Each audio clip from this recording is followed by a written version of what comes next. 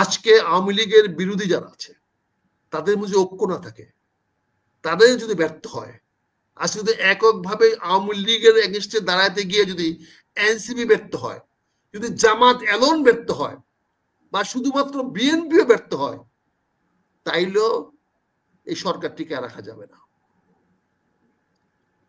এই তিনটি শক্তির মধ্যে, এই তিনটি শক্তি, চারটি বলবো না, তিনটি শক্তির মধ্যে এনসিপি, জামাত, বিএনপি, এই তিনটি শক্তির মধ্যে যদি কোনো বিভেদ তৈরি হয়, এটা সরাসরি directly proportionate to Awami League.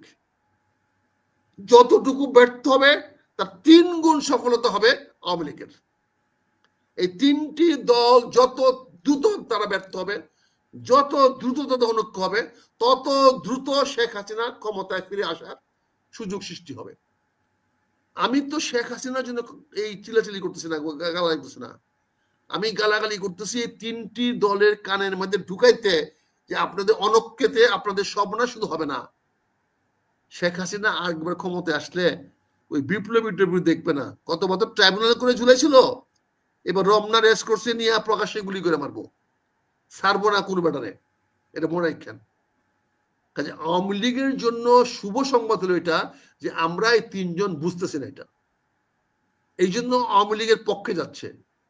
এই তিনজনের অনৈক্য 1 তারিখে এমন একটা পর্যায়ে যাবে যেখানে আমার মনে হয় যে শেখ হাসিনা তো দিল্লিতে গরু জবাই করতে পারবে না, তবে দিল্লির বাইরে যত জায়গায় জায়গায় আওয়ামী লীগরা আছে তারা গরু কিনে রাখতে পারে, তারা গরু জবাই করে আনন্দ করতে পারে। এই ঐক্য যদি ধরে না রাখতে পারে, ডক্টর ইউনূস যে সর্বনাশী কথাবার্তাগুলো বলতেছেন, গত 2-3 দিন ধরে যে সমস্ত কথাবার্তা বলতেছেন, আলী রিয়াজ আজকে যে কথা বলেছেন যে উনি কালকে সনদ পাঠিয়ে দিবেন সকল রাজনৈতিক দলের কাছে। আমি আবারও বলছি, শালা ওরা কি তোর বাপের চাকর? ওই বেটা, এই বেটা, তুই এত বড় দৃষ্ট দেখাস তুই তাদের কাছে কালকে পাঠিয়ে দিবি? তুই কে রে বাবা?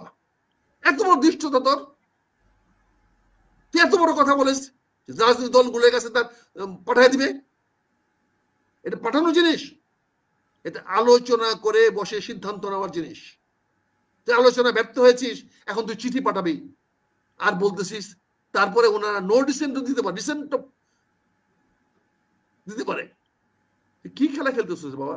তুই কি মনে কর সবগুলাই টাউটের মতো যাদের কথা বলস, সবগুলা টাউট নিয়ে তুই বসস? একটা রাজনৈতিক দলের নেতা আছে, রাজনৈতিক নেতা আছে ওখানে, একটা টাউট ছাড়া গুলো কে? এগুলা বলেন যাদের যে কথা বলছেন ডেলি, এই যে একটা আছে, এগুলো কি? এগুলার কেন জাতি ভয় করবে এদের বলেন?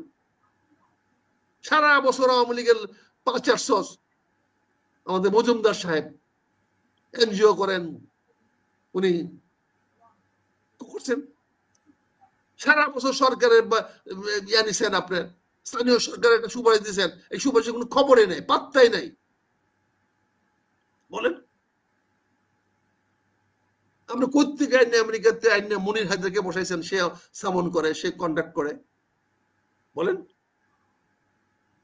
মনির হায়দার যদি আসতে পারে তাহলে পিকে ভট্টাচার্য কি দোষ করছে? ইলিয়াস কি দোষ করছে? কনক সরোরা কি দোষ করছে? এদের কন্ট্রিবিউশন কম আছে এই দেশের আন্দোলনের জন্য? এদের ভূমিকা কি কম?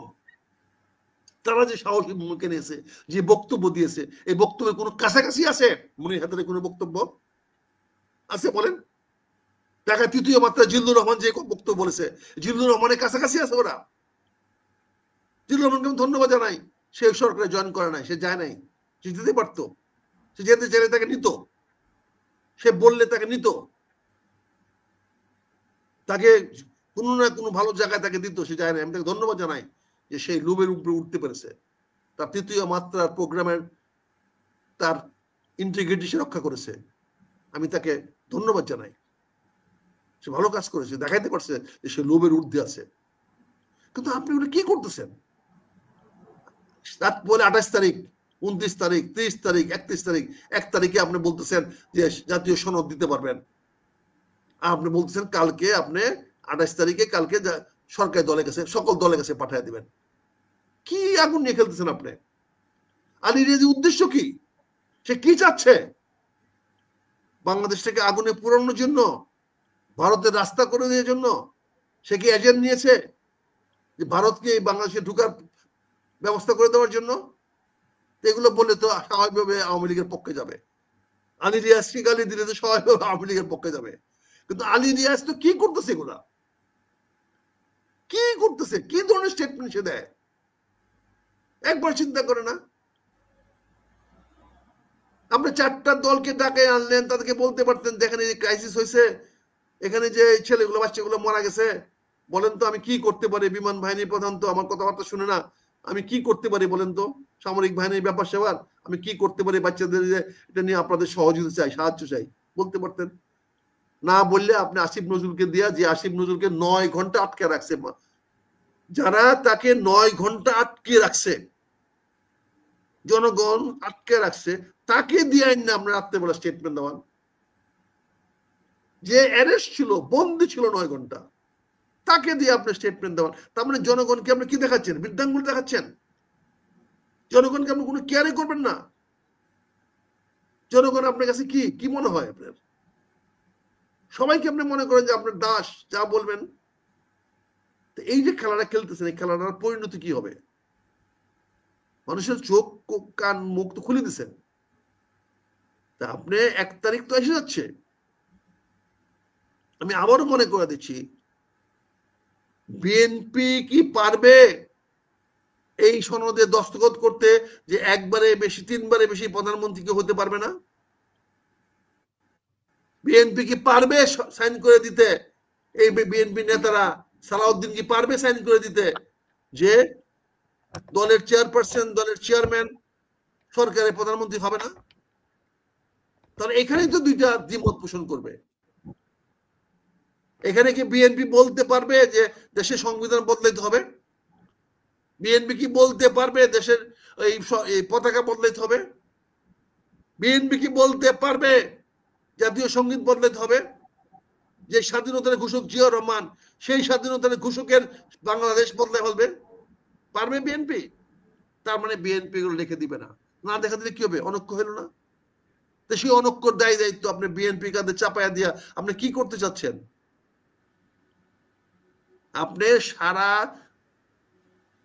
শক্তি কি আছে এগুলো বললে তো খারাপ দিতে। এনসিপির কতগুলো ছেলে মেয়ে আছে যে রাজপথ দাঁড়াতে পারবে? কিন্তু কি আছে?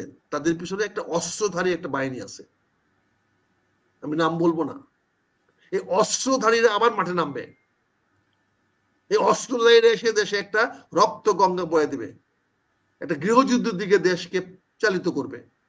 যেটা আমরা দেখেছি ইরানে, যেটা আমরা দেখেছি ইরাকে, যেটা আমরা দেখেছি লিবিয়াতে, যেটা আমরা শেষ দেখেছি লাস্টে আফগানিস্তানে, যেটা আমরা দেখতেছি ওই সৌদি আরবের এগেনস্টে ইয়েমেনে। ইয়েমেনে ওরা কি করতেছে? যে সশস্ত্র বিপ্লব আমরা দেখেছি সিরিয়াতে, যেটা দেখেছি আমরা হামাসে, এরকম একটা অবস্থা ঢাকা শহরে সৃষ্টি করে দিয়ে তারপরে আমাদেরকে কচুকাটা করা হবে।